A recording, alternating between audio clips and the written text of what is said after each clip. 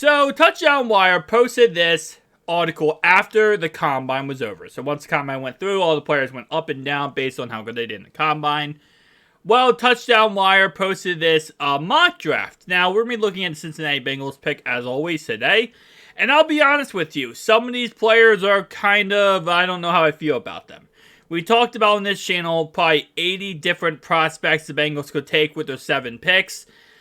We have covered all the Bengals players that, all the prospects the Bengals have met personally, who they are, what round will they go, what draft picks are they going to be. We've covered this to absolute death, right? Nonetheless, though, this is an interesting mock draft. So as always, we've been looking at the mock draft on the right-hand side here. Then we're going to go ahead and pull up this mock draft, which is a mock draft simulator, kind of a realistic look of where these players are going based on the Combine, how good the Combine was. So we're going to be breaking that down, and then we'll be looking at the draft profile, what are they good at, what are they bad at, where are they projected to go. So the first pick they have going here is going to be Darnell Wright, offensive tackle from Tennessee. Now, again, like I said, the Combine does make some players skyrocket up the draft boards. Absolutely. He is still, based on Pro Football Focus here, the 4th tight end off the board. 4th offensive tackle off the board. He's also, according to Pro Football Focus's draft profile of him, he is still the 3rd round projected pick. This is because, again, he is the 4th offensive tackle off the board. So if Cincinnati reach for Darnell Wright here, who is a really solid right tackle, by the way. He is a very solid right tackle. I don't know how I feel about this. Now, while he is the 4th offensive tackle off the board, he is the 2nd right tackle off the board. So if you look at this, right, you can see left tackle. He played a little bit right tackle too, but mainly he's a left tackle, Antoine Harrison. Jalen Jones is 100% a right tackle. He is not a left tackle at all. So he is, technically speaking, Jones is the number 1 right tackle on the board. Antoine right now is the number 1 left tackle on the board. Matthew is a number 2 left tackle. And then Darnell Wright is the number 2 right tackle. So he wouldn't even be technically the best right tackle on the board. He would be the 2nd best right tackle on the board. And coming in with grades of 65 run block and 80.2 pass block, I don't know how I feel about that compared to Jalen Jones, who ranks better than him, extremely better than him, in every category. I mean, if you're going right tackle because you're going to cut Collins, why do you go for the 2nd best guy? Now, I will play devil's advocate here. To some teams, certain players are the best guy. So we're looking at this as a broad spectrum, right? We're looking at this in a very wide scope. In the Bengals draft board, they might say, we don't like Jalen Jones. We talked when we interviewed him. He didn't measure up to the Who Dey Nation, okay? He missed certain things we don't like. His personality, he just doesn't fit us. Whatever the case, right? Darnell Wright might have hit every single checkbox possible. So I say this in the grand scheme that, in reality, Cincinnati might take him because he might hit all the boxes. But TouchdownWire.com isn't the Cincinnati Bengals. They're not the inside source that knows what the Bengals are going to do. So I just think this pick for them is stupid. For Cincinnati, it might work out in the end. But again, let's take a look more about your possible first-round pick. Where he wins is his power. Few tackles in college football were more awe-inspiring when they engaged in the run game. He overpowered defenders everywhere he lined up across from. What's his role? Right tackle, guard, or guard seam. So he would be a right guard or a right tackle. Right skill set is traditionally placed on the right side. Although that's fairly thick. It would also wouldn't surprise me if they. Oh my god, I could not speak. I could not read today. It also wouldn't be a surprise if some wanted him to move inside. So obviously, yeah, right guard, right tackle is what they're saying. Where he can improve, playing on balance. Wright can get a little over his toes and leave himself exposed to getting knocked off balance when he does catch defenders cleanly. He'll end up on the ground a lot more than that in the NFL. Again, that's a huge problem. But that's why he's a third round pick, right? Because he's going to need a lot more training, developing, and getting better. There's a reason why players are first round, second round, third, fourth, fifth round picks. It's not a bad thing. It just means those players need to, develop more. They need to get better at certain things. His pros are his power personified. Tons of experience. He played 2,746 career snaps with 4 years starting at both left tackle and right tackle. Held up against Will Anderson Jr. Speed against Alabama. Hand usage massively improved this year. His cons are foot speed is well below average by NFL tackle standards. Forward lean leaves him open to push pulls. 1 year as a plus performer, the tape was nothing special. 3 years prior. It is what it is. At the end of the day, we're going to take him here because that's what the mock draft has, but I don't really 100% agree with that pick.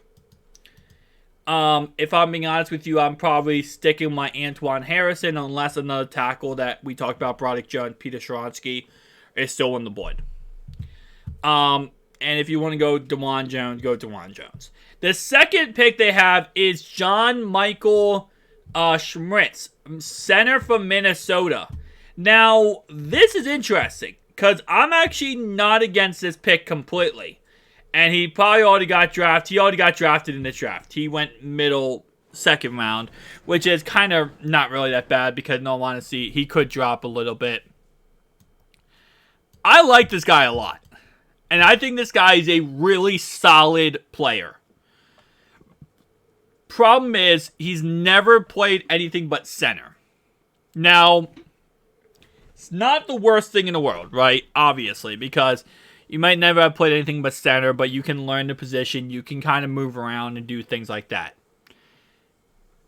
If you guys draft him, I would want him to learn to play guard. 100%. That's the first thing I'd say he needs to learn how to do.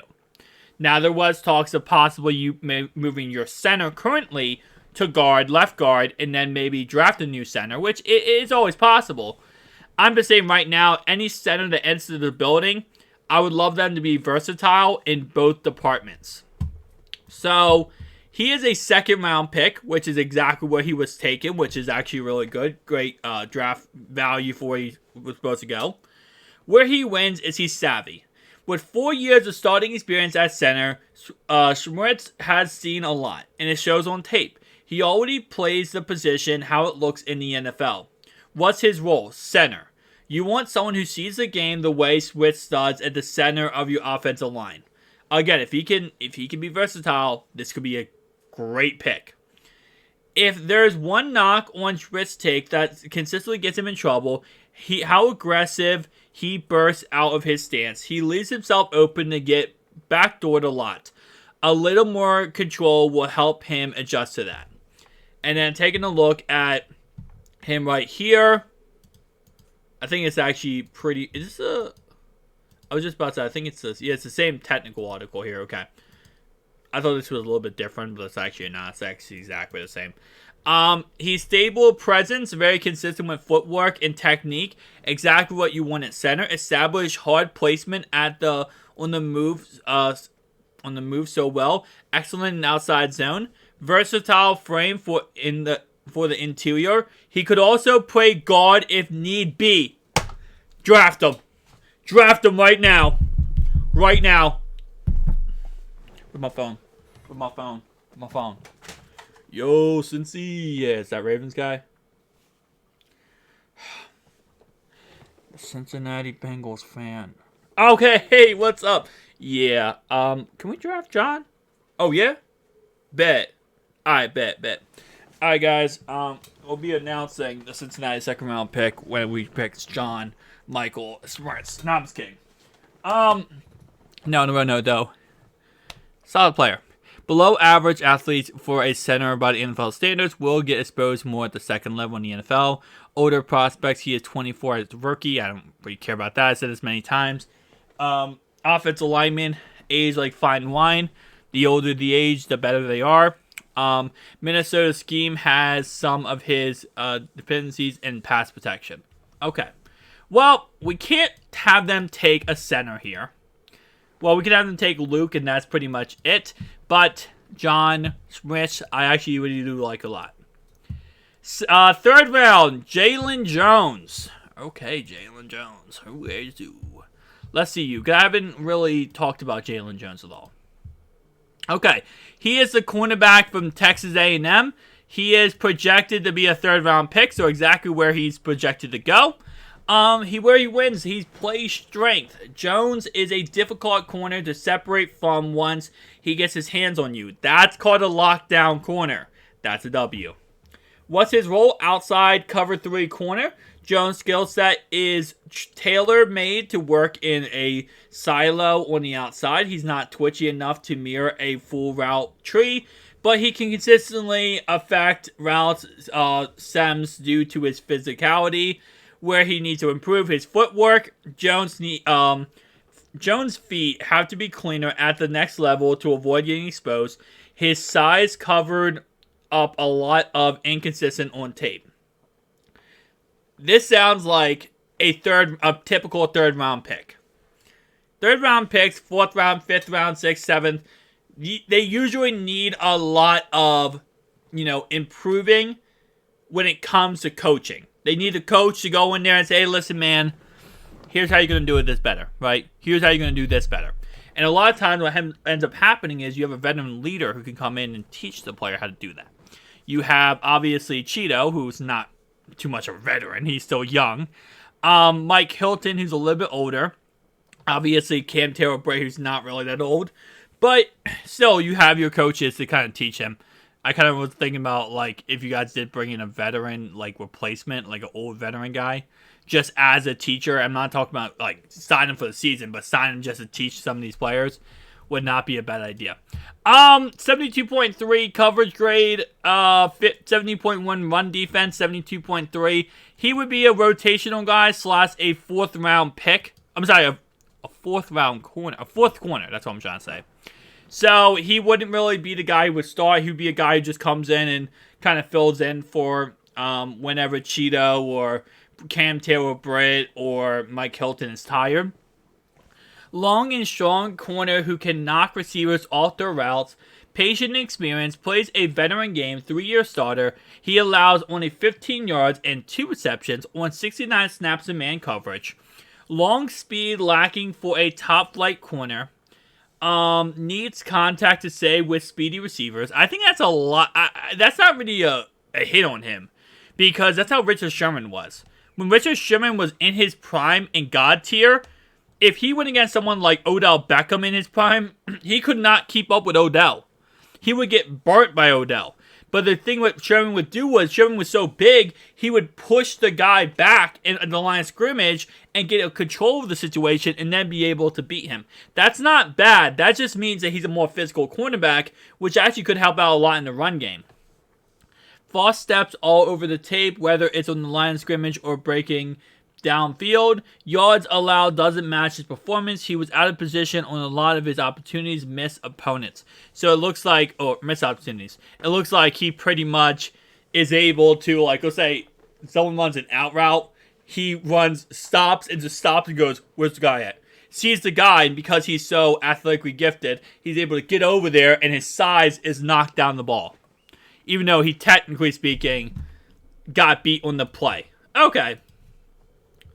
We're going to see what the Pro Football Focus mock says here, but now that we took a tackle and a right tackle and a center, now let's do the rest of this draft myself, because it's only a 3-round mock draft. Okay, so if I'm being honest here, 4th round,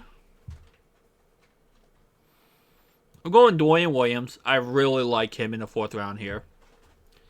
Now, if the one guy I like is still available, I'll go with him. Nope. I should have went with the tight end last pick. Okay. The guy I really like is Josh Wiley out of Cincinnati, but he's taken. So I'm probably not going tight end here.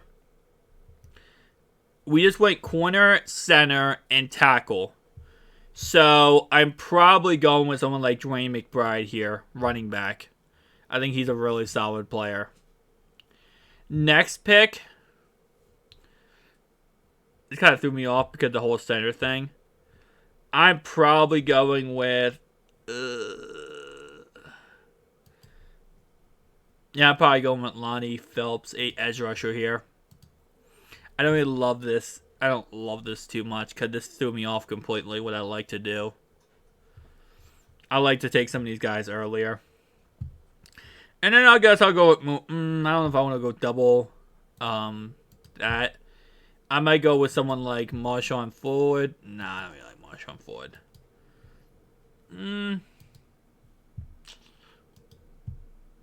Yeah, I'm probably going to go with Leonard here. Yeah, that mock draft was kind of buns. I ain't gonna lie to you. Overall, the first 3 picks, yeah, I got a B because that was a D plus, which I still believe that was a D plus. Okay, so I did like the rest of my mock draft picks. I don't really love it too much. I probably, I mean, it's not too horrendous.